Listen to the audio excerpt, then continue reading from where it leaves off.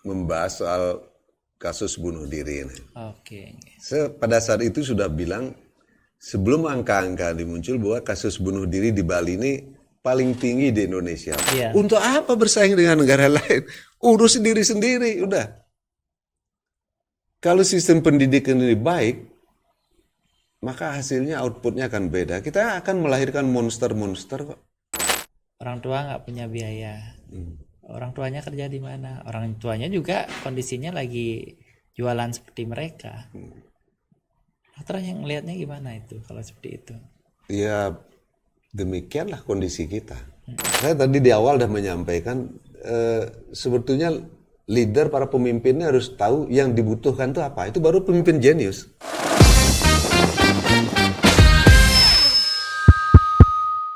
Halo rekan-rekan semua, salam hangat dari saya Kande Putra. Kembali lagi di acara kita Topi Merah, Topi Inspirasi dan Motivasi persembahan dari Bali News ID. Pada episode kali ini, Bali News ID kedatangan salah satu tokoh dari Bali. Beliau merupakan alumni dari Fakultas Kedokteran Universitas Gadjah Mada yang juga sekarang sebagai Ketua Prajaniti Hindu ya di Bali. Beliau adalah Dr. Wayan Sayoga. Om Swastiastu Pak Dokter. Sampun api gatro niki. Sehat. Yang penting sehat dulu ya, asal karo sehat. Itu yang paling penting. Iya. Nih, Pak Dokter. Suksema banget sudah berkesempatan hadir di sela-sela kesibukannya di studio kecil kita. Kita sebenarnya tim podcast Topi Merah tergelitik dengan tulisan yang sempat viral yang terakhir. Yang kita sempat baca di artikel di satu udah media. lama juga. Udah lama ya. Berarti kita yang ketinggalan gini ya kayaknya. Tentang tingginya angka bunuh diri di Bali, Dokter. Iya. Ya, sebelum ke situ ya, sebelum ke topik tentang bunuh diri. Dokter sendiri ngelihatnya gimana sih fenomena yang terjadi di Bali ya terkait dengan entah isu politik atau sosial ekonomi yang belakangan terjadi di Bali? Sebenarnya saya pernah diundang salah satu stasiun podcast juga. Okay. Dah cukup lama itu. Dimana pada saat itu menyinggung berbagai persoalan kehidupan sosial di Bali. Okay. Jadi tidak spesifik menyinggung soal kasus bunuh diri. Tidak. Jadi ada berbagai persoalan yang di Bali yang barangkali orang luar melihatnya oke-oke aja karena kita daerah tujuan wisata kan, di sini untuk berlibur, bersenang-senang. Gimana gemerlapnya Bali ya, orang healing. Luar lihatnya healing, gemerlapnya Bali, tapi di tengah healing tersebut ya ada sesuatu yang dokter lihat ya. Ada sesuatu. Nah, ini mungkin yang tidak diperhatikan atau dilihat banyak orang. Nah, saat itu sampailah membahas soal kasus bunuh diri ini. Oke. Pada saat itu sudah bilang sebelum angka-angka dimuncul bahwa kasus bunuh diri di Bali ini paling tinggi di Indonesia. Bahkan dulu sebelum diundang di podcast itu juga saya sudah pernah mengeluarkan pernyataan itu di media. Dan ternyata datanya memang sekarang tertinggi. Tertinggi. Jadi sebetulnya sudah dulu tertinggi. Dan itu banyak membuat orang tokoh-tokoh, nak lingsir dan lain sebagainya marah. Kebakaran jenggot mereka. Jadi kebakarannya kenapa? Karena mereka, Bali kan oke-oke saja. Itu. Apa mereka tidak tahu atau mungkin sengaja menutupi atau bagaimana Pak Dokter lihat? Nah di sanalah kita perlu pertama sih jeli gitu, cermat. Iya. Mungkin saja mereka tidak melihat, walaupun kita sama-sama tinggal di Bali gitu kan. Mereka tidak melihat realitas yang ada. Atau mereka gerah dengan pernyataan-pernyataan yang barangkali tidak enak buat Bali atau lain sebagainya. Padahal kita mengungkap kondisi objektif yang terjadi di Bali. Ada apa dengan kita dengan di Bali ini kan demikian banyak orang mengalami gangguan jiwa. Kemudian berujung juga gangguan mental maksud saya. Kemudian berujung pada gangguan jiwa. Bunuh diri ya. Jadi memang Bali is not fine. Bali tidak sedang baik-baik saja. Okay. Nah, terkait itu Pak Dokter. Jadi banyak faktor sebenarnya yang mungkin dokter bisa paparkan sedikit faktor-faktor yang menyebabkan bahwa kalau Bali memang tidak baik-baik saja, apalagi dengan faktor tingginya bunuh diri itu, apa kira-kira yang menyebabkan manusia Bali? Dia ngomongin manusia Bali ya. Kita ngomong spesifik ke manusianya. Apa yang menyebabkan manusia Bali itu rentan sekali terhadap ya isu-isu tersebut? Sebenarnya bunuh diri dimanapun di dunia ini tidak pernah ada satu faktor menjadi penentu. Ini multifaktor. Multifaktor. Jadi banyak hal yang bisa mempengaruhi. Barangkali di Bali, kemudian di daerah lain di Indonesia ada berbagai faktor yang saling bervariasi. Ya kembali ke faktor-faktor kira-kira yang mempengaruhi ini kan banyak dokter ya. Ya, jadi kalau di luar negeri lebih variatif lagi. Di negara Jepang, negara-negara Europe itu walaupun tingkat kemakmurannya, Tinggi, jauh. kesejahteraannya tinggi, para guru juga gajinya tinggi sekali di sana. Tapi kasus bunuh diri juga terjadi. Jadi apa? Nah tentu ini kembali bagaimana pikiran menjadi akar semua persoalan ini. Dari pikiran. Iya. Tentu hal-hal lain, faktor-faktor lain seperti misalnya kemiskinan, Oke. kesehatan, itu akan menambah beban pikiran itu menjadi tertekan. Perasaan dan pikiran akan semakin tertekan kalau kita makan sehari aja susah. Oke. Semakin kalut hidup kita. Jadi ke faktor ekonomi. Iya, belum sakit-sakitan. Sakit-sakitan, terus kemudian uang nggak ada untuk berobat dan lain sebagainya. Belum biaya anak-anak. Nah ini terus akan semakin menekan pikiran dan perasaan kita. Di negara lain berbeda lagi mereka. Kadang ada angka-angka yang paling rating tinggi itu adalah rasa bersalah atau rasa penyesalan itu. Rasa bersalah. Ya, mungkin mereka ada melakukan satu hal yang seharusnya mereka lakukan entah pada keluarga, bapak, ibunya dan lain sebagainya, tapi nggak sempat mereka lakukan. Ini menimbulkan rasa bersalah dan penyesalan yang panjang sekali. Itu jadi salah Jadi satu ada faktornya sesuatu juga. yang harus dilakukan tapi nggak mereka lakukan. Ada sesuatu yang mereka lakukan tapi berakibat fatal. Nah ini menimbulkan rasa bersalah dan penyesalan. Ini juga banyak menjadi penyebab bunuh diri di sana, di luar negeri. Nah kembali ke kita di sini, tadi tentang faktor ekonomi. Kemiskinan. Kemudian faktor secara fisik kesehatan. Sakit nggak sembuh-sembuh. Terus kemudian badan semakin tertekan karena sakit, pikiran dan perasaan bertambah inguh. Dia paling inguh dak karan-karan. Nah begitu pikiran dan perasaan kita semakin inguh tertekan ini, maka stresnya akan berkepanjangan. Stres yang berkepanjangan, daya tahan kita, fisik kita juga akan turun. Daya tahan kita turun, imunitas kita juga akan turun. Nah ini semakin rentan. Ya. Dari sanalah timbul kebingungan, frustasi, hilangnya akal sehat kita, nalar kita. Nggak ada yang bisa, seolah-olah nggak ada yang bisa kita ajak bicara di dunia. Nggak ada orang yang mengerti. Nah di posisi itu harusnya gimana ya, orang terdekat atau apa? Nah di sanalah Bung gini, kita sebagai anggota keluarga, Iya. apalagi zaman mangkin nih, berbicara di dalam pekarang rumah sendiri pun kita pakai WA. Si A di kamarnya, si B entah di kamar mandi, Kemajuan teknologi lagi entah ya. di Merajan. Untuk berbicara itu kita harus menggunakan WA. Ini betapa keringnya hidup kita. Jadi teknologi ini seharusnya membantu kehidupan kita. Iya, malah Tapi sudah menyeret kita semakin jauh dan semakin renggang. yang harusnya mendekatkan. Iya. Salah satu faktor yang menjadi penyebab juga munculnya stres, timbulnya stres dan ini itu pada relationship tadi, hubungan. Relasi antara kita antar keluarga, kakak, adik dengan orang tua, dengan menantu kalau sudah punya menantu ya. Iya. Nah ini semakin renggang. Dan jauh sebelumnya juga konflik di dalam rumah tangga di Bali itu sangat tinggi. Dan ini memicu stres juga.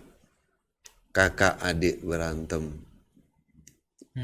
Anak dengan orang tua ribut. Orang tua dengan menantu berselisih. Jadi Kita objektif saja, coba lihat. Yang sendiri jadi pikiran Tiang jadi, maaf dokter ya, nyelimet jadinya ya.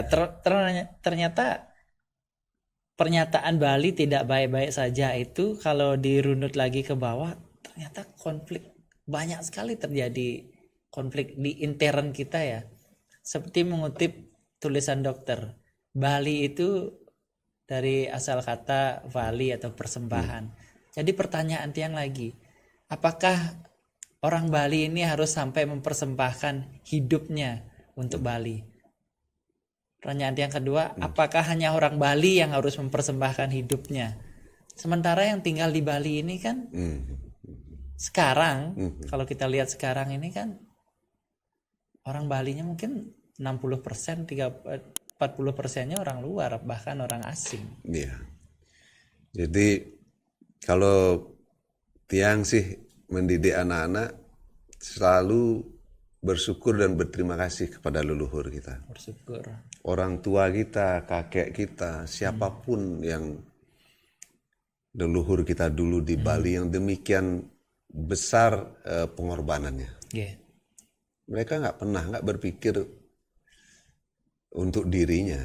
Jadi mereka membuat karya seni, membuat sawah. Setiap musim hujan Tiang lihat kakek, nenek, bapak dan lain sebagainya selalu memetik daun-daun terus kemudian ditancepin di pekarangan. Entah di depan ambal-ambal penyangga rumah, entah di dalam pekarangan. Dan tumbuh seperti taman sari di pekarangan rumah kita. Dan leluhur kita, kakek, nenek, kita dulu tuh nggak mengenal istilah canggih-canggih. Trita karana. Iya kan? Karma yoga. Nggak mengenal, tapi mereka udah menjalanin, melakukan. Mereka bisa membuat sawah demikian indahnya, rapinya. Airnya bening. Dia masih ingat kok. Minum air dari air sawah itu udah biasa dulu waktu SD. Namanya di Sekundan, istilah Balinya di Sekundan. Sangat bening. Mereka sangat luar biasa. Kita malu sekali sebenarnya. Kita bicara banyak, berbusa-busa banget. Siapapun mewacanakan, mempidatokan Trita Karana. Kemudian Om Santi entah berapa kali, Om Swastiastu entah berapa kali. Tapi kondisi objektif kita tidak santi-santi kok. Nah, sama halnya juga dengan apa yang telah diperbuat oleh orang tua kita tadi tentang Trita Karana dan lain sebagainya. Demikian banyak mereka ini kan. Tapi sekarang gimana? Kita memperlakukan sungai, laut dan lain sebagainya, atau ada hutan, bisa seenaknya kita membuang sampah. Habis itu terutama di hutan, di babat. Iya, nah, terutama sekarang misalnya pendatang ada di Bali. Mereka, Bali ini kan ibarat gula. Jadi semut ini dari mana? Iya. Dari segala penjuru. Itu natural, itu akan terjadi hal-hal seperti itu. Nah, tugas para pemimpin kita lah yang membuat ramu-ramu, membuat pagar-pagar, agar mereka para pendatang ini juga mengerti tentang kultur, tradisi dan budaya kita, cara hidup kita. Seperti itu, sehingga mereka menjaga lingkungan, menjaga parahayangan dan lain sebagainya tidak seenak-enaknya. Seperti itu. Ke pertanyaan Tiang yang tadi, apakah hanya orang Bali yang harus mempersembahkan dirinya untuk Bali? Semua harus terlibat. Bali ini telah memberikan begitu banyak hal kepada kita. Bukan saja kita orang Indonesia, orang dari luar negeri juga banyak sekali mengais kehidupan di Bali kan. Jadi salah satu kultur kita budaya kita berterima kasih kepada tempat yang kita pijak, tanah yang kita pijak, Pertiwi di Bali misalnya, kemudian air yang kita minum, udara yang kita hirup, segala keindahan dan berkah yang luar biasa dari Bali ini. berterima kasihlah. Dan- Lewat apa? Lewat sikap laku yang tadi. Tidak buang sampah sembarangan, berperilaku yang baik selama di Bali, sepanjang di Bali, kan itu. Kalau dokter sendiri ngelihatnya gimana sekarang perilaku pendatang terutama ya bule-bule atau apa? Ini yang kebablasan. Seharusnya aparat-aparat kita bisa menindak tegas perilaku entah baik dari orang asing ataupun orang dari daerah lain ya yang ada di Bali. Kan banyak terjadi keributan, berantem dan lain sebagainya. Ini kan Belakangan. tamparan buat Bali sebenarnya, karena kita ini kan sangat mengandalkan pariwisata. Jadi destinasi khusus pariwisata buat Bali ini. Kita Pak, kalau kita pergi ke luar negeri atau kemanapun, kalau di sana nggak aman, Pak mau pergi ke sana kan enggak? Saya juga nggak mau, walaupun di dalam cerita, dalam promosi seperti apa hebat bagusnya, saya nggak akan ke sana kalau nggak aman. Iya. Sama halnya kalau orang ke Bali ini. Makanya saya berpikir juga, kalau orang berantem dan lain sebagainya di jalanan seperti itu, bahkan bunuh-bunuhan, terus saya nggak akan mengajak anak-anak saya traveling ke daerah itu. Apa dengan kata lain dokter mengatakan bahwa keamanan Bali ini sedang tidak baik-baik saja juga? Sebenarnya sih nggak sampai segitu. Artinya ada kasus-kasus seperti itu harusnya cepat diatasi. Cepat diatasi, harus sigap dan lain sebagainya. Ini nggak terjadi. Itu sampai tamu asing tuh nyopir truk sampah itu sampai ke bandara, hal seperti itu bisa terjadi. Gila nggak itu? Berarti kan security kita nggak sama sekali nggak berjalan. Entah itu aparat di tingkat pemerintah daerahnya, di kabupaten dan lain sebagainya, di kelurahan, kepolisian, ini semua harus terlibat. Dengan kata lain, ya sistem pemerintahan kita sudah ada tapi tidak berjalan dengan maksimal seperti itu. Tidak berjalan dengan maksimal. Ya kita harus, mereka harus jujur mengakui. Realistis lah. Iya, harus jujur mengakui. Oh, ada kesalahan. Minta maaf kepada masyarakat, kepada rakyat yang menggaji kan. Harusnya seperti itu. Iya. Pejabat kita. Iya, itu baru ksatria namanya. Nah, kembali lagi ke faktor stresnya orang Bali, Dok. Tadi kan Tiang menyinggung masalah ya Bali sebagai awal katanya Bali atau persembahan. Mulai lagi pertanyaan Tiang. Apakah sampai harus orang Bali ini mengorbankan jiwanya? Bukan hanya dirinya.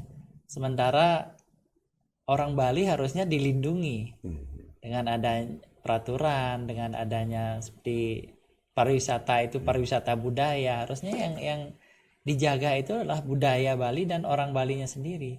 Nah, kembali lagi pertanyaan Tiang. Menurut dokter, regulasi yang sudah ada sekarang ini sudah mengakomodir belum semuanya itu? Perlindungan terhadap budaya, perlindungan terhadap orangnya. Dengan adanya Perda Desa Adat tuh sepatutnya semua faktor yang menyangkut Bali itu sudah terlindungi di sana. Terlindungi masuk di situ. Tapi aturan kita kan demikian banyak. Tapi seberapa banyak yang bisa dijalankan itu persoalannya. Jadi kembali ke apa yang sudah dipersembahkan, Bali ini memiliki semangat berkorban yang luar biasa. Jadi tidak sembarang orang yang bisa melakukan pengorbanan. Iya. Ya, itu butuh keberanian. Sama halnya orang bunuh diri itu juga Itu keberanian. Tidak mudah. Dan banyak orang melakukan bunuh diri tapi gagal. Mungkin kebanyakan yang gagal. Itu. Nah, Jadi yang Tiang amati. dari tadi regulasi sudah ada. Jadi penerapan regulasi itu menurut dokter bagaimana? Ini yang perlu lebih gencar. Iya. Jadi jangan hanya seperti pemadam kebakaran, tambal sulam seperti itu. Ada kejadian baru datang. Nggak bisa itu seperti itu. Jadi sistem pemerintahan ini kan sistem kesinambungan. Harus berjalan, harus ada persistensi, ketekunan, keteguhan di sana mengawal setiap hal yang terjadi. Jadi harus seperti kasus orang berujung pada bunuh diri ini. Iya. Begitu ada stres kecil muncul, Harusnya sudah ada penanganan. sudah ada di sana. Entah Ada dari pencegahan kita gitu. keluarga yang sudah mengetahui lebih awal. Kemudian kalau dia berlanjut menjadi stres yang berkepanjangan, kita bisa konsultasi ke dokter atau ke psikologi kan begitu, atau ke siapapun yang memiliki kemampuan di sana. Sama halnya di proses menjalankan aturan di sistem ini. Ada kesalahan-kesalahan kecil ini dibiarkan. Kemudian semakin bertumbuh, Ya, jadi berkembang. dari pembiaran Semuanya meniru. Oh, dia boleh gitu. Iya. Kenapa saya tidak? Jadi pembiaran seperti ini, nah inilah akan membuat kecelakaan-kecelakaan baru bagi Bali. Dan semakin semrawut, semakin tidak terkendali. Sudah serba bukit, sudah dikepruk seperti itu, dipapras, dikerus seperti itu. Sudah sejauh itu tidak ada yang tahu. Masa klien nggak tahu, lurah perbekal nggak tahu, bendesa adat nggak tahu. Di mana-mana terjadi seperti itu. Jadi gini lagi dok, kalau dokter mengatakan gitu, hal-hal yang besar, bukit yang begitu besar aja sampai mereka tidak tahu, apalagi hal-hal psikologi masyarakatnya. Iya. Ya, hal-hal spesifik termasuk mungkin warganya yang mau bunuh diri atau yang gagal bunuh diri harus seperti apa. Dokter sendiri kira-kira ada usul atau gini nggak kira-kira nanti ya mudah-mudahan ini didengar oleh calon pemimpin Bali atau calon-calon pemimpin yang ada di Bali lah nanti entah di kabupaten, di provinsi atau mungkin di desa. Seandainya ada di satu keluarga yang terlihat ya ciri-ciri udah stres atau apa, kira-kira apa yang mereka mesti lakukan? Jadi harus semua bersinergi saya rasa. Jadi pemerintah dalam hal ini harus mulai aware banget, peduli memberikan prioritas kepada penanganan kesehatan mental. Kedua tentu hal yang paling awal untuk keluarga kita sendiri, keluarga kita sendiri. Jadi dari sanalah kita akan memotong mata rantai stres yang berkepanjangan. Kalau stres ini makin lama gitu, sampai sebulan, 2 bulan, apalagi 2 bulan lebih, nah mereka akan bisa menjadi depresi. Nah pertanyaan yang contoh dokter ya, kalau stres itu umpamanya masalah ekonomi, sementara kita tahu ya banyak penduduk Bali kan ekonominya menengah ke bawah, mungkin yang di bawah ini faktor stresnya karena ekonomi. Apa yang seharusnya bisa, ya yang paling dekat dari pemerintah itu adalah kepala desa atau kliennya, apa yang mereka bisa, ini sebagai masukan aja ya kira-kira yang bisa mereka lakukan. Ya mungkin tidak semua hal ya, karena pasti juga kita kan setiap warga, setiap orang itu akan memikul tanggung jawab dengan bekerja sehari-hari juga. Tapi di sisi lain ada hal-hal yang bisa dilakukan oleh klien, oleh bendesa, oleh kepala desa, di mana setiap desa itu memiliki LPD kan.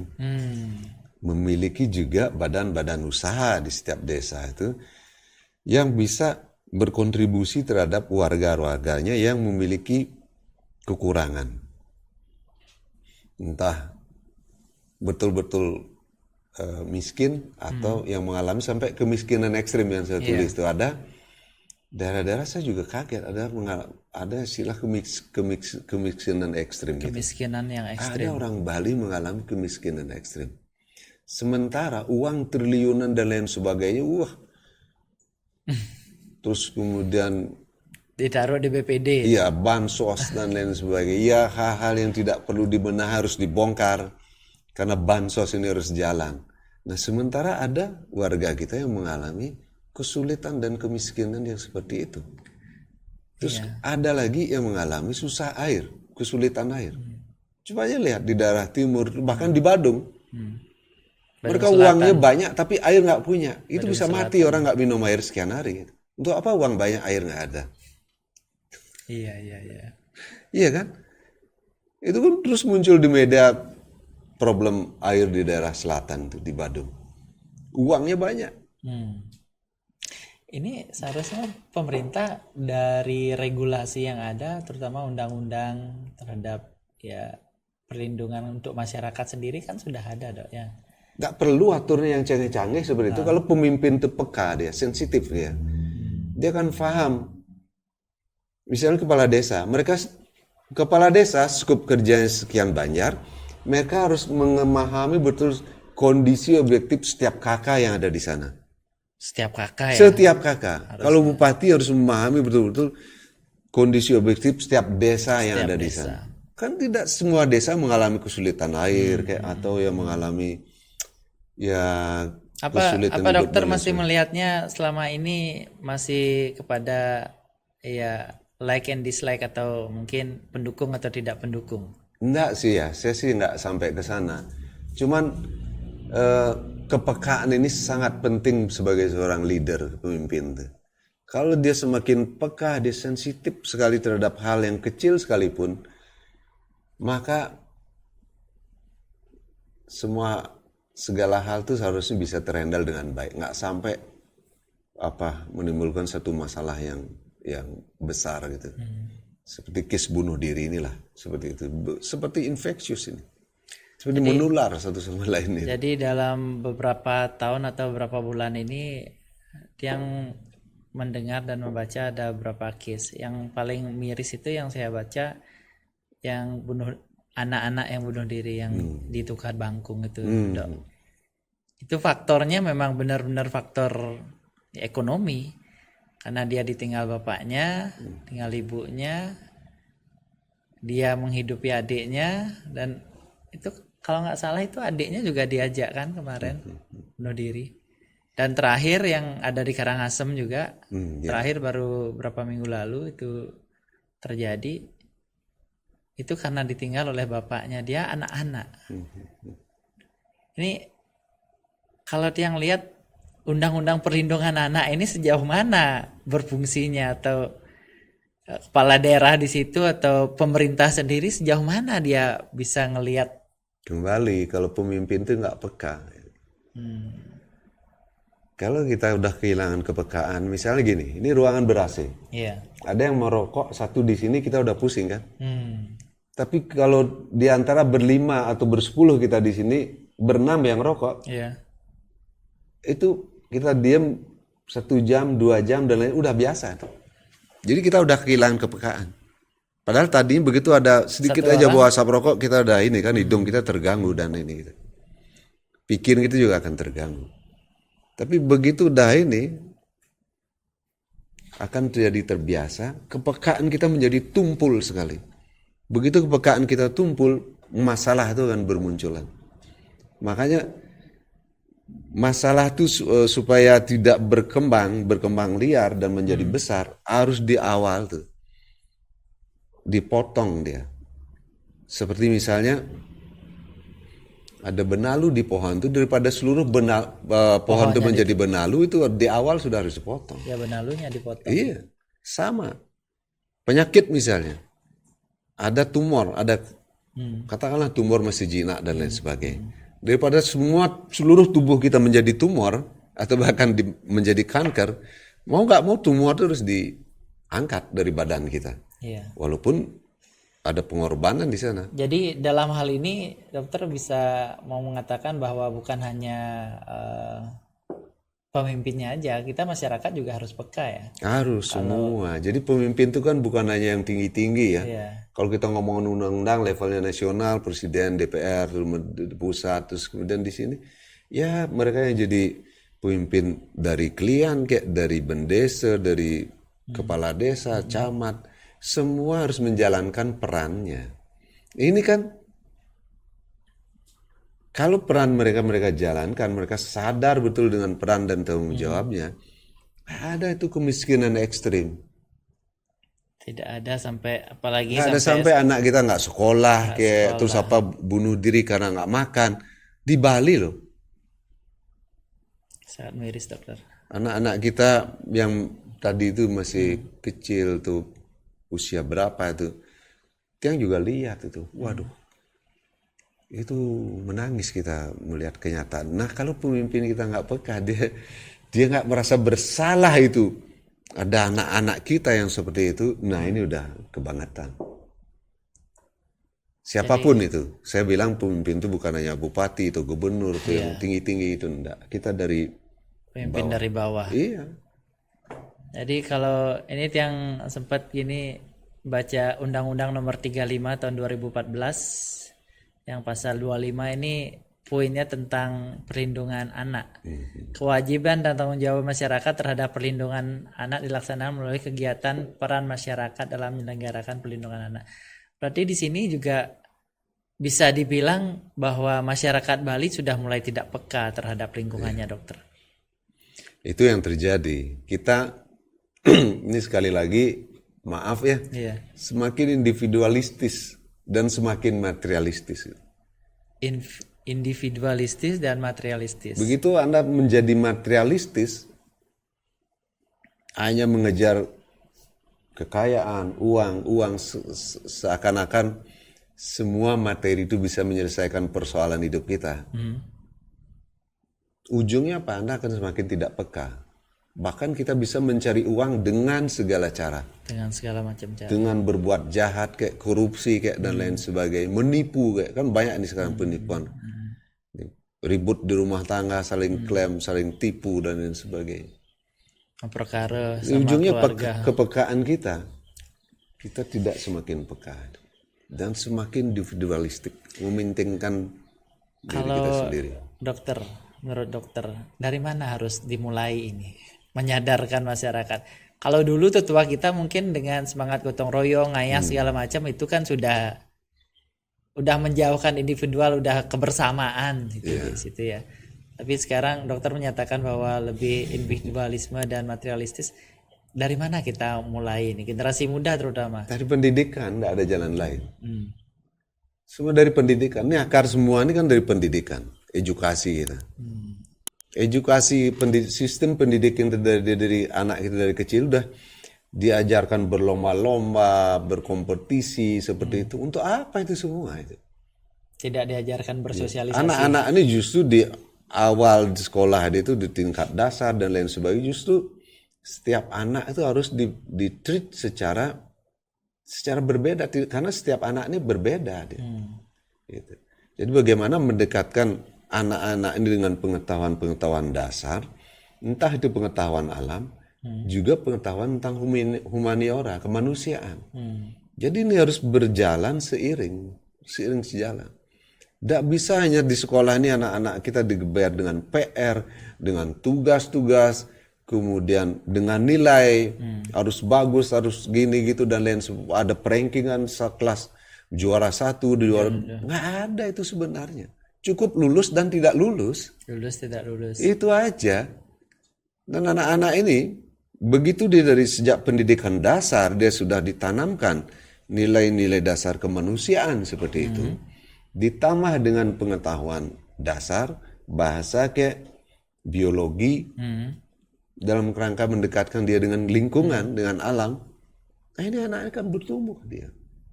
Begitu dia melihat teman sekelas dan lain sebagainya tidak bawa bekal makanan, sementara dia bawa bekal makanan, dia akan sharing, dia akan berbagi teman-teman. Dia nggak tega melihat temannya nggak makan.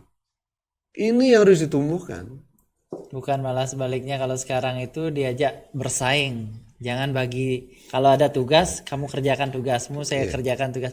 Itu itu nggak sehat. Di dalam kultur kita tuh nggak ada sistem seperti kompetisi. Harus menang dan lain sebagainya. Kan ceritanya seperti itu kan. Supaya setiap pemerintahan membuat program pembangunan macam apa supaya kita bisa bersaing dengan negara lain, itu kan ceritanya. Untuk apa bersaing dengan negara lain? Urus diri sendiri udah.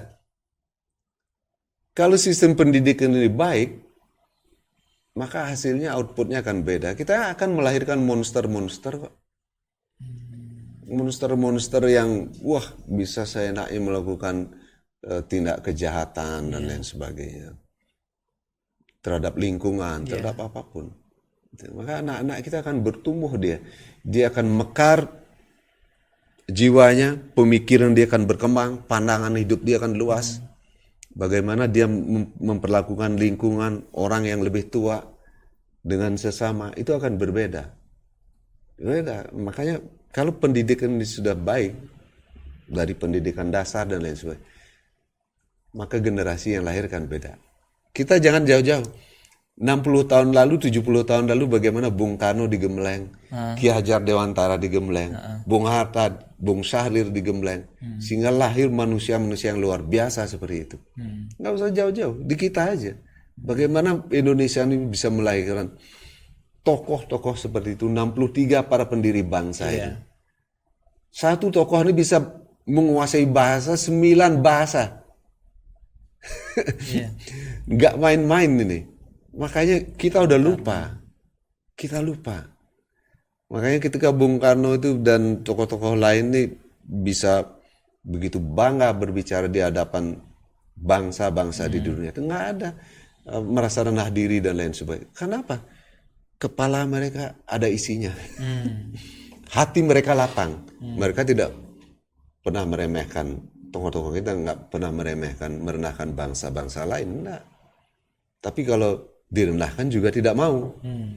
Itu. Jadi budaya kita sebenarnya ada seperti itu, Dok, ya. Luar biasa, kita lupa. Kita melupakan budaya kita. Ya, penyakit lupa ini bahaya sekali. Lebih kepada individualisme. Iya. Sekarang. Nah, itu yang ini. Makanya sistem pendidikan kita, edukasi kita dari sekolah, kemudian di rumah tangga, kemudian di lingkungan, ini yang harus dibenahi. Nah, terkait pendidikan juga, Dok. Dokter melihatnya kalau sekarang kan ada gensetnya kita itu dari ya generasi yang terbaru setelah milenial ada genset. Nah, dokter melihatnya gimana genset kita ini? Ini kan efek dari sebuah sistem pendidikan yang gonta-ganti ya. Kalau saya lihat ya sering gonta-ganti kurikulum, bahkan guru sendiri belum menyelesaikan kurikulum yang satu udah ganti lagi. Dokter ngelihatnya gimana sekarang? Ya itu karena dampak buruk dari sistem kompetisi itu. Jadi pejabat yang baru ingin lebih hebat dari pejabat sebelumnya, itu kan dari menteri sebelumnya kayak, sehingga dia harus berbuat atau membuat istilah-istilah baru dan lain sebagainya. Itu. Jadi ini sebenarnya kompleks inferior. Inferiority complex. Jadi apa ya? Satu watak yang tidak percaya diri gitu loh. Sehingga melakukan hal-hal yang tidak semestinya dilakukan. Banyak hal sebenarnya yang bisa diefisiensikan sehingga apa ya? Program-program lebih banyak berjalan. Kayak generasi kita misalnya sekarang itu kan. Ini akan kemana gitu kan. Nggak tahu juga. Tapi mereka juga umumnya pada stres-stres kok. Pada stres-stres. Walaupun seberapa besar pengaruh sosial media juga, Dok, terhadap pendidikan, terhadap kehidupan sosial kita sekarang? Nah ini makanya dibutuhkan kecerdasan bagi anak-anak muda kita untuk memilah mana sumber-sumber yang memberi kontribusi positif untuk pengembangan potensi mereka. Kan itu dia. Jadi tidak semua hal harus kita ini. Informasi ini begitu dengan kecepatan yang luar biasa kan. Kalau kita lahap semua, otak kita bisa pecah. Bener. Makanya anak muda nih, kalau mereka memiliki kemampuan untuk memilah dan memilih yang tepat ya, yang mana tepat buat kebutuhan mereka, yang mana enggak. Ya. Nah, itu dasarnya kan dari keluarga, Dok. Berarti orang tua dong harus lebih gini juga aware terhadap anaknya. Iya. Emang tadi saya bilang, pusat pendidikan tadi sekolah di kampus, kemudian di rumah di keluarga, kemudian di lingkungan. Jadi 3 faktor ini mempengaruhi. Di sekolah walaupun udah baik sekali berjalan, di rumahnya nggak beres, rusak juga itu benih anak-anaknya. Rusak. Makanya semuanya harus saling bisa mendukung. Makanya kalau anak-anak dia masih kecil dan lain sebagainya, kalau kita harus pagari, kita harus pagari. Jangan anak-anak SD dan lain sebagainya sudah diberikan handphone, tablet, main di sana. Itu kan ada radiasinya. Ini ngerti nggak kita? Itu bahaya sekali. Sementara pabriknya di sana yang punya pabrik itu anaknya sampai SMA nggak pernah pakai Nggak HP. dikasih HP. Jadi luar biasa di Indonesia ini tingkat penggunaan mobil seluler ini, handphone ini paling tinggi di dunia barangkali. Satu orang bisa bergonta-ganti handphone sekian waktu udah ganti lagi, atau bahkan satu orang punya sekian handphone. Jadi itu juga salah satu faktor yang membuat individualisme ya. Individual lebih ke diri sendiri. Alih-alih itu membantu mengembangkan potensi dan kita menjadi lebih berdaya gitu istilahnya. Tapi justru medsos dan lain sebagainya juga banyak menimbulkan stres baru. Stres baru. Nah, kembali lagi ke faktor stresnya, Dok. Ini masalah ekonomi. Kadang-kadang orang yang sakit. Karena tidak semua kabupaten yang ada di Bali, yang kalau dulu mungkin keseluruhan masyarakat Bali itu ditanggung oleh BPJS. Kalau sekarang kan tidak semua, Dok. Tidak semua ya, yang saya tahu tidak semua. Mungkin ada beberapa kabupaten aja. Menurut dokter, memungkinkan nggak pemerintah pusat atau pemerintah Bali sendiri seharusnya memprioritaskan ke personal ini, terutama tentang kesehatan, apalagi kesehatan jiwa? Menurut dokter gimana? Oh, sangat mungkin. Tuh anggaran uang kan banyak. Kalau Pak punya uang banyak tapi tidak tahu menggunakan uang itu dengan tepat, maka uang tuh dipakai bongkar tembok bangun lagi yang baru gitu. Atau punya duit dipakai judi, pakai judi, kayak ura-ura, atau pakai mengkoleksi mobil yang Pak pakai juga satu kan? Ya enggak? Kita punya rumah, kamar tidur yang dipakai cuma satu aja kan? Yeah. Tapi karena keinginan kita yang nggak terkendali, kita membuat sampai 10 kamar, 50 kamar. Hantu aja tidur di sana nanti. Mobil juga begitu. Iya. Ya bertumpuk-tumpuk mobil sampai nggak ada tempat garasi untuk naruh mobilnya. Akhirnya di jalan berserakan. Ini lagi dokter. Kalau dokter melihatnya gimana perkembangan belakangan ya terkait bansos segala macam? Ya memang sih bagus dipakai untuk membangun ya pura atau apa ya. Menurut dokter bagaimana itu penggunaannya aja? Ya. Penggunaannya aja harus lebih cerdas dan lebih tepat. Gitu. Jangan asal keluar. Atau mungkin karena ada isu persaingan misalnya dan sebagainya, sehingga akhirnya keluar secara tidak cerdas. Harus uang yang banyak seperti itu, bisa banyak hal yang kita lakukan. Bisa banyak hal, termasuk dalam hal ini mengatasi problem kesehatan mental tadi. Iya, banyak hal. Tapi karena kita memiliki kekuasaan, terus memiliki otoritas atas penggunaan uang itu, dan padahal itu uang kan juga uang rakyat. Dan harus dipertanggungjawabkan. Kalau salah menggunakan, nanti akan datang KPK. Nah, menurut saya ini dibutuhkan kecerdasan supaya uang itu digunakan, dimanfaatkan dengan tepat.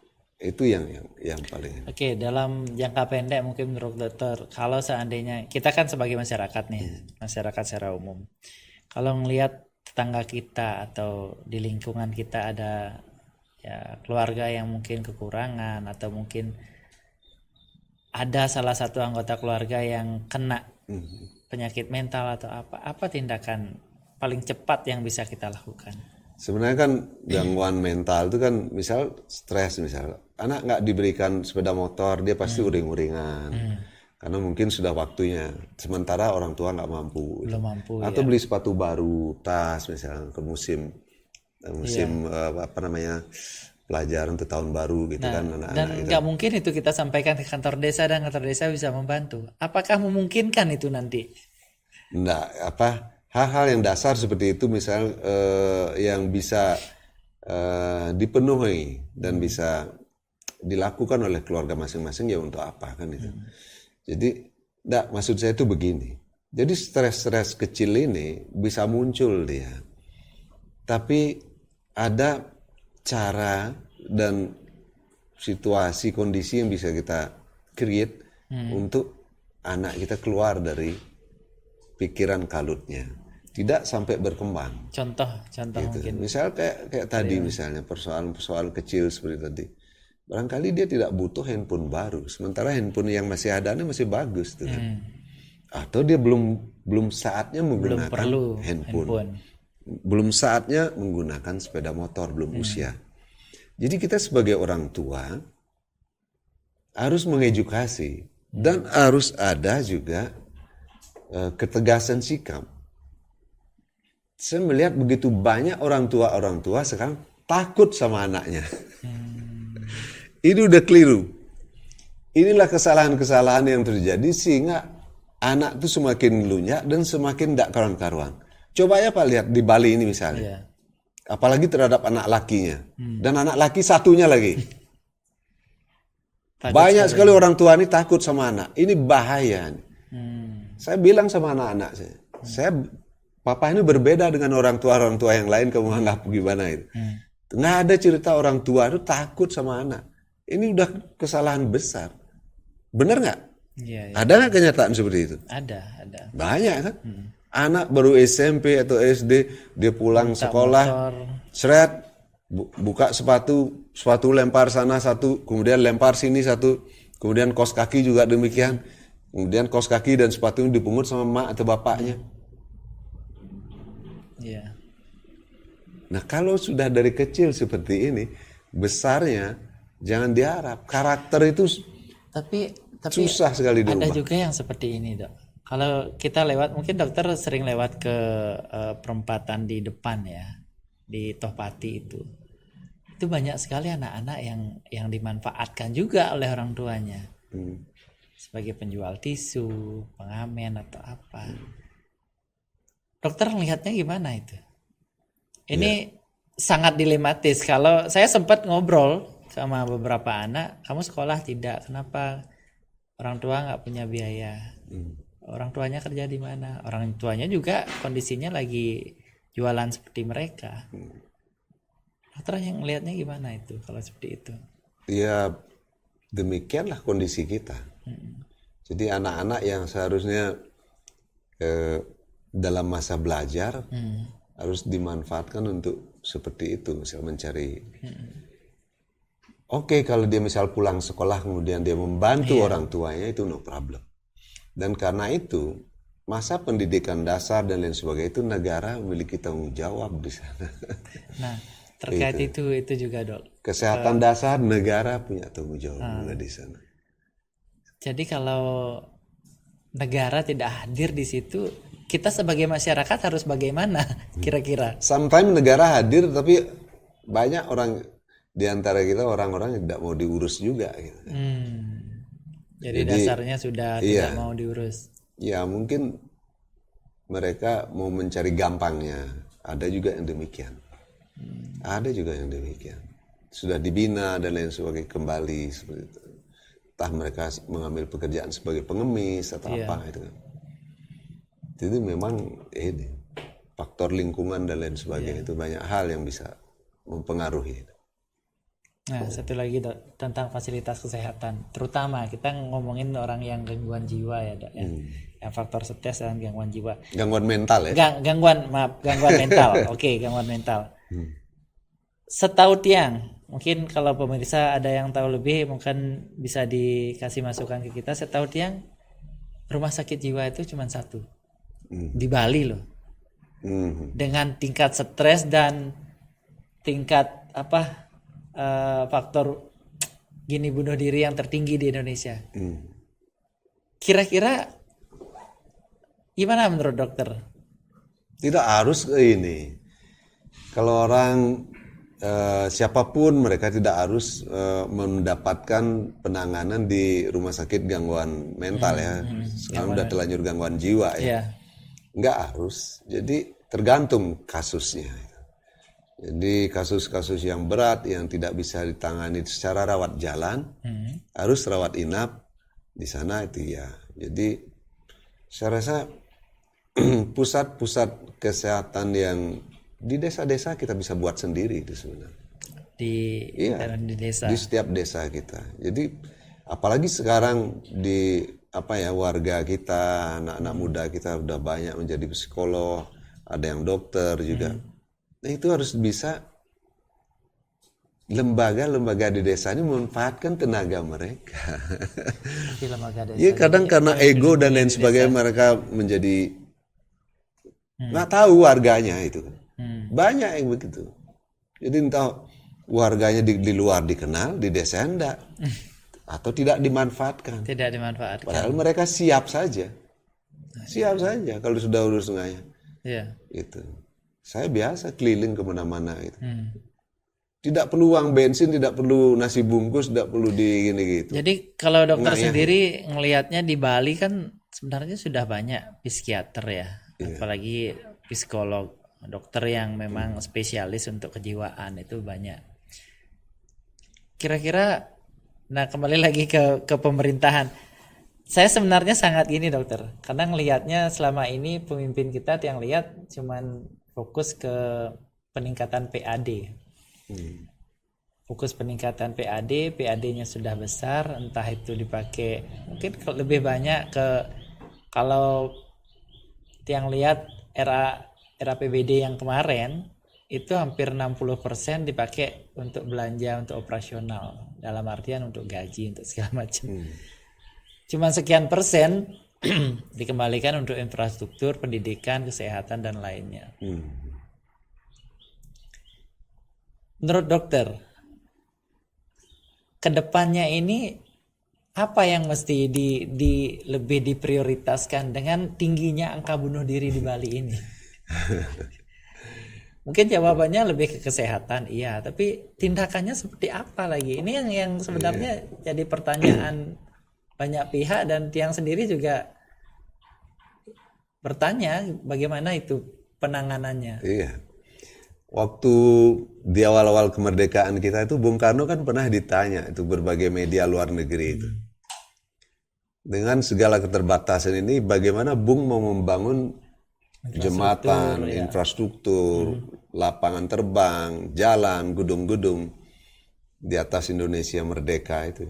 Dengan keterbatasan yang ada waktu itu. Iya, Bung Karno bilang kalau untuk membangun fisik seperti itu, saya seorang insinyur, saya hanya butuh waktu 3-6 bulan selesai itu. Gitu kepercayaan dirinya. Tapi membangun karakter, membangun manusianya ini, dan membangun jembatan budaya antara bangsa Bung dengan bangsa kami, nah itu butuh perspektif, butuh pemikiran, butuh karakter.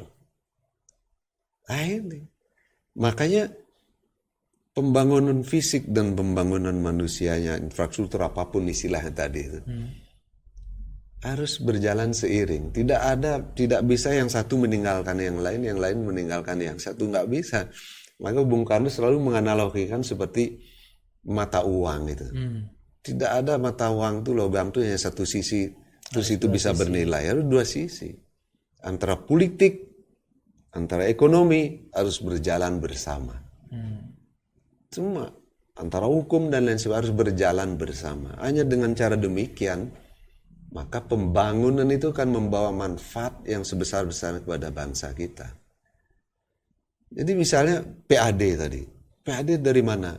Supaya PAD kita tinggi, segala besi kita bawa ke sini. Mobil, segala produk mobil baru ke sini. Motor, sepeda motor dari India, dari Cina, dari Jepang, dari mana bawa ke sini. Sawah diganti beton. Tebing dikeruk. Di sana di Cina, di kota-kota Cina tuh nggak ada sepeda motor. Mereka udah bawa ke sini semua.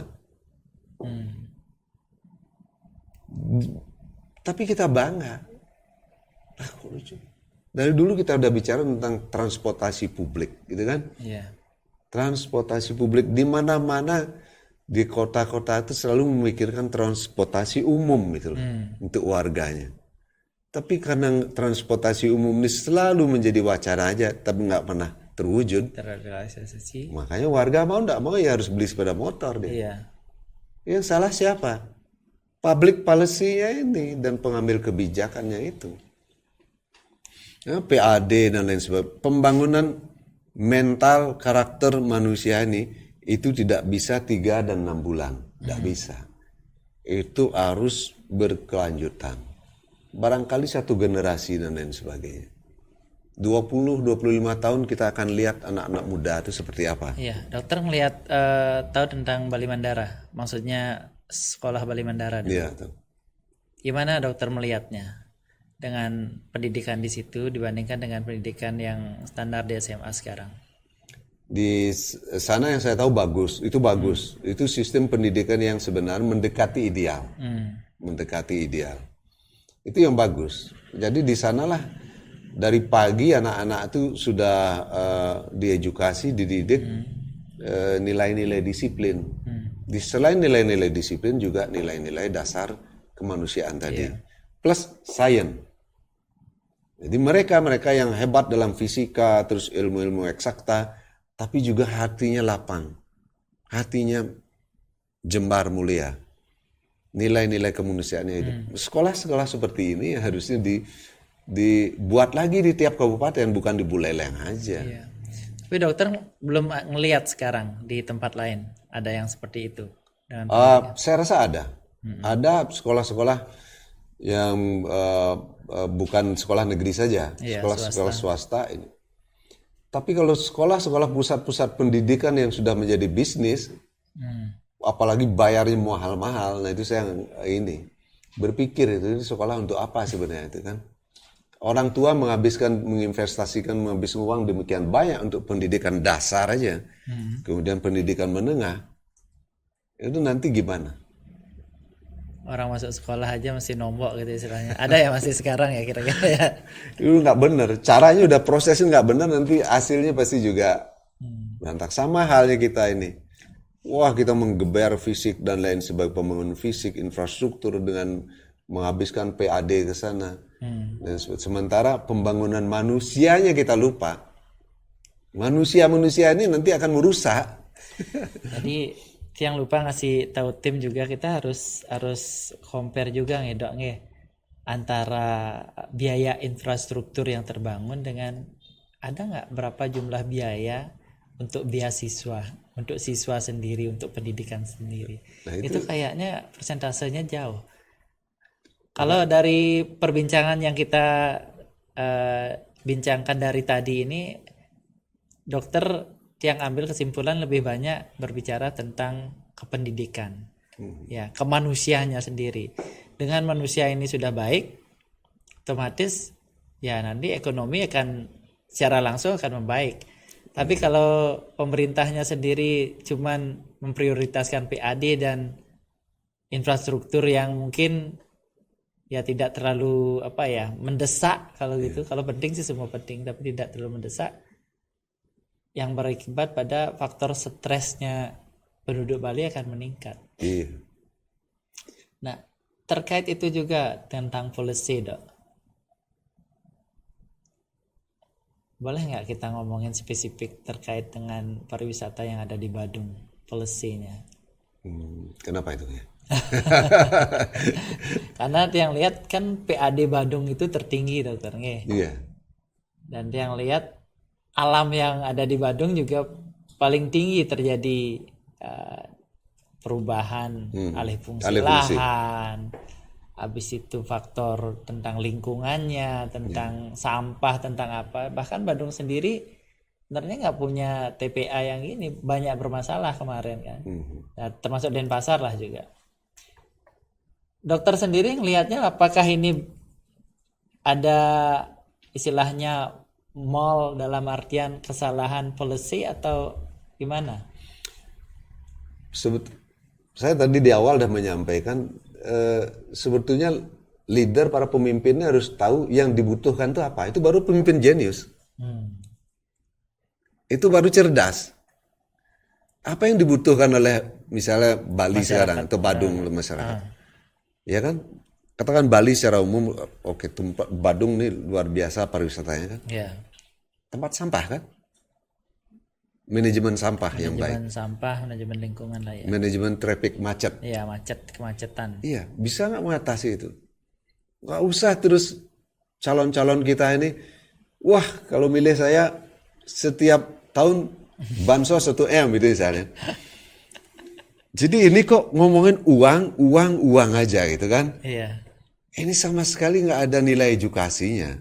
nggak ada cerdasnya. Ya, saya kasih Gitu. 1 M terserah mau diapain gitu. Iya, yang kita butuhkan adalah apa? 1 M ini untuk membongkar Balai Banjar yang sudah bagus, membongkar Penyengkar Pura atau Pelinggih Pura dan lain sebagainya sudah bagus. Iya, iya. Saya nggak habis pikir. Yang dibutuhkan oleh masyarakat kita ini apa? Mental yang sehat di Bali sekarang, supaya stres tidak semakin berat di Bali. Tingkat stres luar biasa di Bali. Nah, bagaimana kita harus melakukan deteksi dini dan melakukan upaya penanganan supaya stres tidak semakin parah dan bunuh diri tidak semakin meningkat. Jadi preventifnya ya Iya. pencegahan. Kemudian itu tadi sampah, kemacetan, alih fungsi lahan. Kita butuh makan kan? Kalau nggak ada beras, sementara dulu kebiasaan kita makan jagung, nasi sele dan lain sebagainya. Sekarang tak bagaimana kok setiap hari kita harus makan nasi itu. Nggak semestinya seperti itu. Nggak seharusnya seperti itu. Nah ini, mereka-mereka, para calon atau para pemimpin ini harus memahami betul. Yang dibutuhkan oleh masyarakat kita ini apa? Itu harus dijawab. Itu yang harus dilakukan. Bukan apa yang diinginkan. Kebutuhan ya. Iya. Kebutuhan bukan keinginan. Iya. Kalau keinginan itu bisa nggak terbatas ya, Dok. Masyarakat udah suka judi, dibuatkan beli tajan di mana-mana. Itu kan bukan kebutuhan tapi keinginan itu. Iya kan? Iya. Di mana-mana sudah ini suka minum dan lain sebagainya, dibuatkan ini itu lagi. Jadi menurut dokter itu baik atau tidak?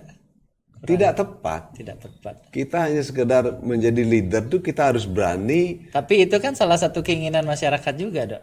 Ya itu loh, tapi bukan kebutuhan. Kalau keinginan Bung penuhi, sampai kapanpun tidak pernah selesai. Sama dengan satu orang serakah di dunia ini, alam ini tidak akan mampu memenuhi walaupun hanya satu orang yang serakah. Serakahan. Keingin tuh begitu, lama-lama akan menjadi serakah. Keinginannya nggak ada batasnya, kebutuhan kita terbatas kok. Kita butuh nyaman di jalan, Iya. iya kan? Kita butuh makan, butuh pakaian, butuh tempat berlindung rumah itu. Itunya kebutuhan kita. Keamanan. Iya, ya itulah kebutuhan itu. Tapi keinginan itu, gua nggak ada habisnya, nggak ada batasnya. Nah makanya kita harus betul-betul memilih pemimpin yang betul memahami kebutuhan warganya apa itu. Bukan hanya sekedar untuk nyenengin, memenuhi keinginannya. Oh saya kan mau menyenangin ini. Tidak seperti itu. Seorang leader ini harus berani berbeda. Berani berbeda dalam hal untuk kebaikan masyarakat. Oh masyarakat nggak setuju sekarang. 5 tahun lagi, entah berapa lama lagi, mereka akan tahu manfaatnya seperti apa. Itu. Sekarang misalnya penataan macet, membangun transportasi publik gitu. Iya. Transportasi. Barangkali agak amburadul nih sedikit nih kan. Iya. Karena harus proyek gini gitu. Tapi nanti kita akan rasakan manfaatnya seperti apa. Juga ini membangun pusat manajemen sampah ini kan. Bung kalau makan aja setiap hari, tapi buang BAB enggak, itu makan akan menjadi batu di dalam badan kita, menjadi penyakit. Sama dengan sampah ini Sama kan. dengan sampah. Jadi itu akan jadi penyakit. Kita harus berpikir.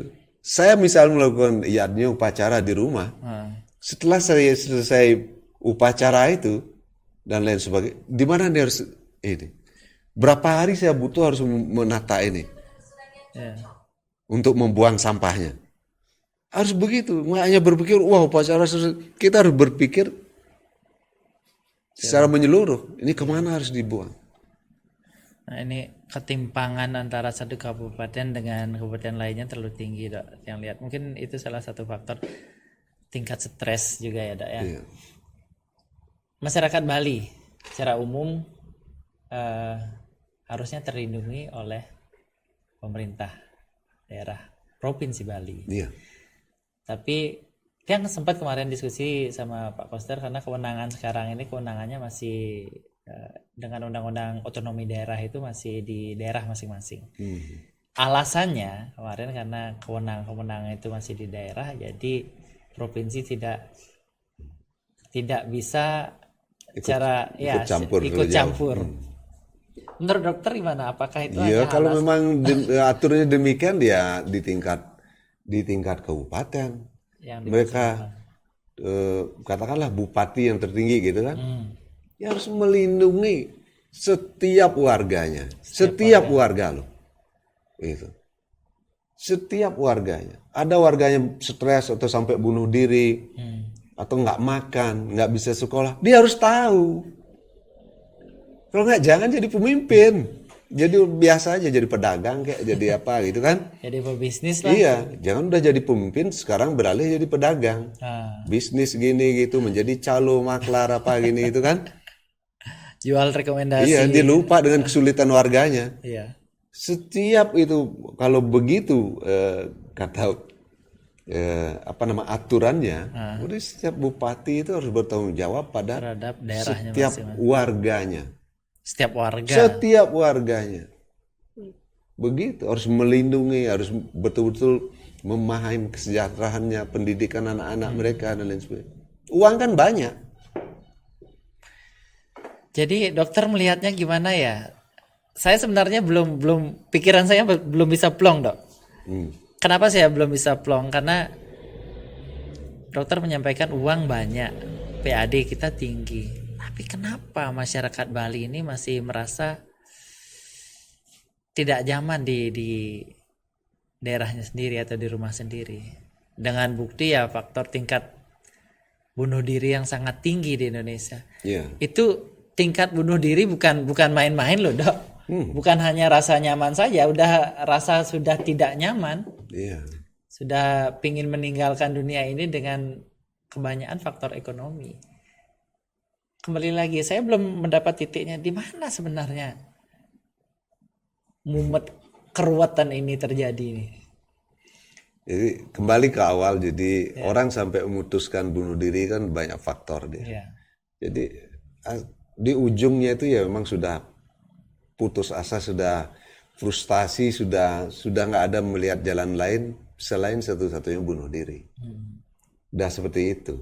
Tapi kalau kita ke belakang, proses sebelumnya itu ya itu banyak hal-hal yang terjadi yang seharusnya sudah dideteksi dan ditangani lebih awal oleh berbagai pihak. Karena kita kadang-kadang menggampangkan, mencuekkan, ya kan? Mencuekkan gini itu. Kembali ke faktor-faktor itu, harapan dokter sendiri ini terkait dengan pemimpin kita ke depan. Kita harus mendapatkan pemimpin yang betul-betul peka. Bukan sensi, peka. Peka ya. Peka mencium sesuatu, peka membaca sesuatu, memiliki tangan dan kaki terengginas, cepat bertindak, otak yang cerdas dan bisa memutuskan dalam waktu cepat dan tepat. Nggak usah berapat berlama-lama ngabisin nasi kotak, jajo kotak, macam-macam, tapi hasil nggak ada. Untuk apa itu? Itu rapat berlama-lama. Karena itu seorang leader dari tingkat klien, bendesa, kepala desa, nggak perlu ombyon rame-rame ngabisin nasi kotak, jajan kotak, minuman gini gitu, tapi hasil akhir nggak ada. Maka butuh pemikiran yang cepat, cerdas. Jadi contoh anggaran untuk stunting gitu umpamanya 100 juta. Dipakai setengahnya 50 juta untuk rapat-rapat segala macam. Yang dipakai beli susu dan telur 5 juta aja nanti ujung-ujungnya. Itu yang menyedihkan. Itu yang menyedihkan. Ya itu sebenarnya sekali lagi kepekaan kita. Siapapun itu, tapi kita tidak bisa hanya bertumbuh atau menyandarkan kepada pemimpin kita aja, entah itu klien, kepala desa, camat, atau bupati, tidak. Kita juga aktif memberikan informasi. Seandainya ada tetangga kita, warga kita mengalami kesulitan, beritahukan Pak Klien. Pak Klien nanti akan memberitahukan kepala desa atau bendesa. Kalau bisa di atas di skup desa aja, oke, syukur.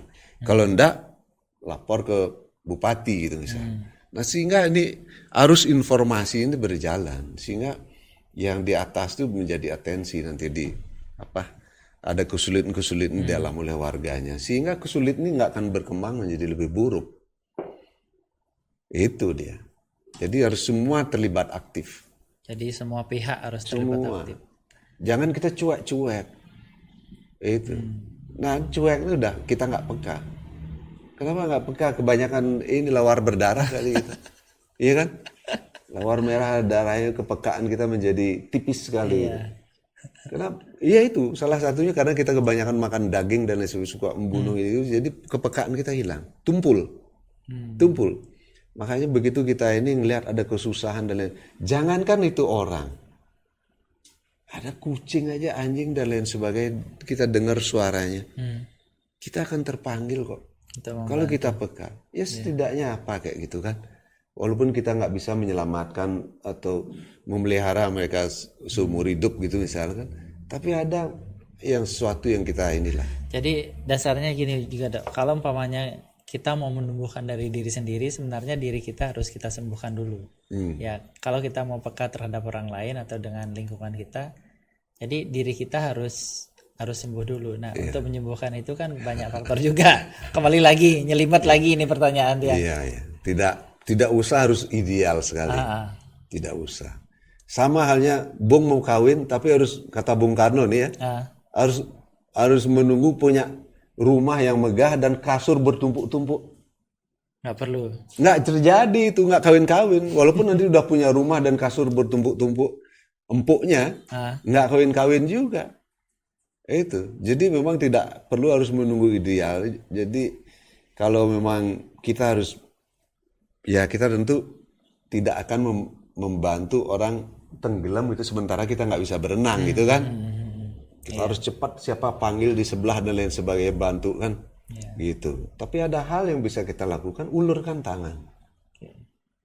Ulurkan tangan. Tidak ada ruginya sama sekali kita mengulurkan tangan. Harus dibiasakan. Sebagaimana halnya kita memberikan maaf ke orang lain. Nggak ada ruginya kita memaafkan orang. Justru jiwa kita akan makin mekar. Pandangan hidup kita akan makin jembar, akan makin luas. Nah, gitu. Kembali lagi Dok, dokter kan banyak punya teman, mungkin ada psikolog segala macam. Keluhan masyarakat itu yang mungkin datang ke mereka terkait apa sih? Banyakan di ekonomi saja. Iya, nanti undang psikolog ya. Ya. Nanti saya kasih tahu. Oh iya, nanti temannya dokter ya. Iya, saya juga ingin tahu silakan diundang. Keluhannya apa sih gitu. Biar berbagi, saya suaranya begini, blar seperti itu, terus mereka perspektifnya seperti apa, membaca problematika di Bali ini seperti apa, itu kan. Itu. Jadi kalau saya bicara, saya belak-belakan agak pahit gitu. Ya mudah-mudahan seperti pil. Pil ya, pahit ya. Pahit, tapi menyembuhkan. Tapi ada ini. Tapi menyembuhkan. Ya. Sorry, jadi memang ada beberapa hal dan lain sebagainya, saya to the point, straight to the point, tapi memang ini penting saya sampaikan. Jadi pendidikan kita dari rumah kita harus betul-betul nih. Kalau enggak, semakin enggak karuan-karuan gitu.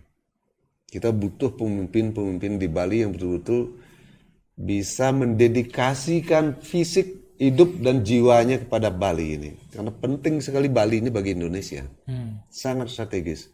Tapi kalau Bali ini amburadul. Ya, penegakan aturan termasuk Indonesia tambah amburadul. Termasuk penegak hukumnya juga ya Dok ya. Wah, apalagi itu.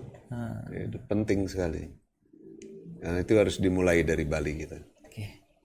Jadi kita udah sejam lebih ini Dok.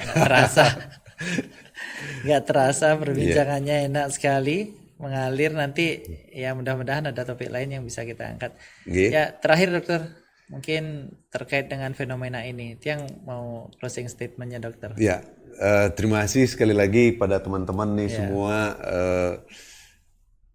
Harapan saya sebagaimana dalam artikel yang saya tulis dan juga di beberapa podcast, kita sangat mengharapkan lahirnya pemimpin-pemimpin di Bali, baik dari tingkat kabupaten maupun sampai ke provinsi ya. Lahirnya pemimpin-pemimpin yang betul-betul cerdas dan berani bersuara itu. Jadi tidak setiap proyek-proyek atau rencana yang dibawa dari Jakarta pada Bali ini tepat untuk Bali. Dan di sanalah para pemimpin ini kita berharapkan berani bersuara dan berani berkata tidak kepada Jakarta dengan alasan-alasan yang masuk akal.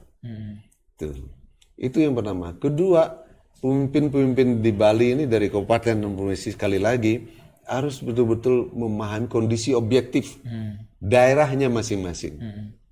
Sehingga bisa bertindak dengan tepat apa yang harus dilakukan. Dan harus memahami bupati, camat, lurah, kepala desa harus betul-betul memahami kondisi setiap warganya. Sehingga kembali lagi tadi, sehingga tidak terjadi kasus-kasus bunuh diri yang demikian masif di Bali ini. Itu aja. Saya kira itu dengan cara demikian pembangunnya harus lebih cerdas. Jangan mengorbankan alam. Kalau kita tidak menyayangi alam, alam tidak akan menyayangi kita. Percayalah itu. Jangan hanya bicara trite karena setiap hari, tapi perlakuan kita terhadap alam ini luar biasa, semena-mena dan jahatnya. Ini akan memukul kita balik nanti. Alam ini punya kecerdasan masing-masing. Jangan dikira sungai itu diam, laut itu diam, gunung itu diam, kita perlakukan semaunya kita. Mereka akan mukul balik kita. Bukan karena ulah gunung, laut, dan lain sebagainya. Ya, karena ulah kita sendiri. Jadi hukum karma itu hukum konsekuensi. Apa yang kita tanam kita akan dapat. Akan tuai itu semua itu. Kita akan bertanggungjawabkan itu semua. Itu aja. Jadi semoga lahir pemimpin yang cakap, berani, bertanggung jawab, dan melindungi segenap warga Bali. Terima kasih. Semua.